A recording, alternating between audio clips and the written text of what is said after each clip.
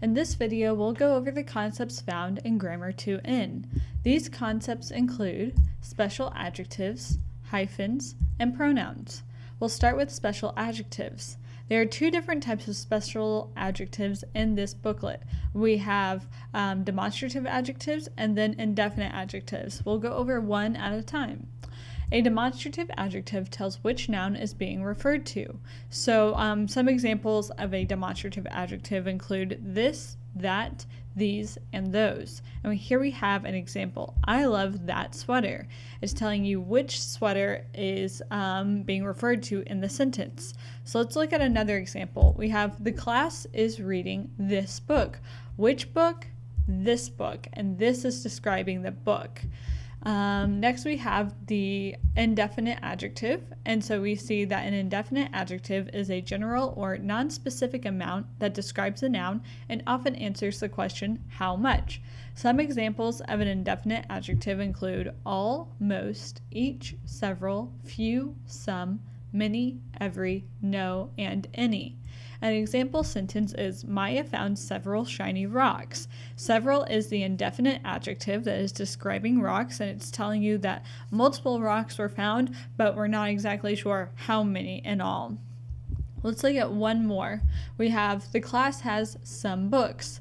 Some is the indefinite adjective of books, and it's telling you there's multiple books, but probably not too many, and you just get a general idea of how many, but you don't have the specific amount.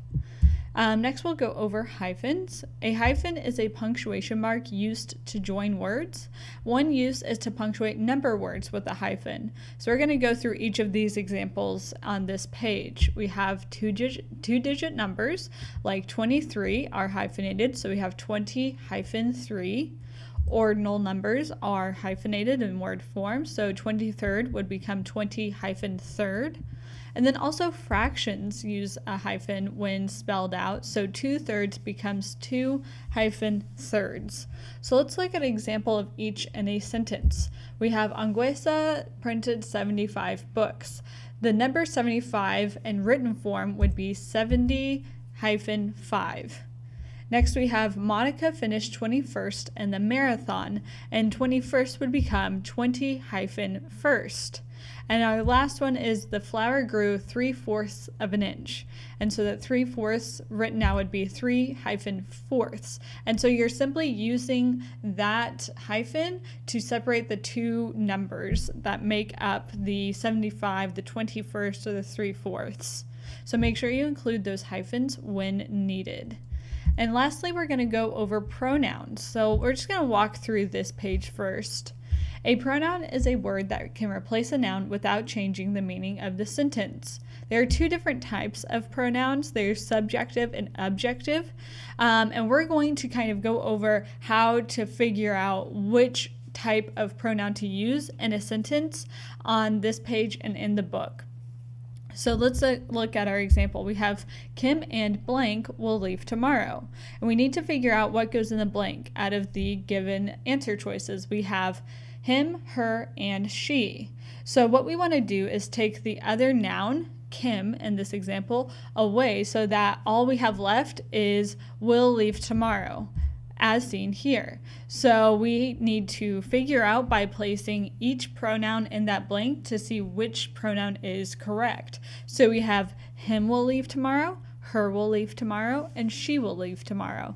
And we need to figure out which one is correct. In this instance, it's she will leave tomorrow. That is the appropriate answer because that is a subjective pronoun. The other two don't make sense because they're objective pronouns, so they can't be the subject of a sentence. So now we know that Kim and she will leave tomorrow. Let's look at one more example. Here we have Atsuko and blank went to the park. Once again, we're given answer choices. It could be him, he, or her. So let's fill in the blank with each of those and cut off Atsuko for now. We have him went to the park, he went to the park, and her went to the park.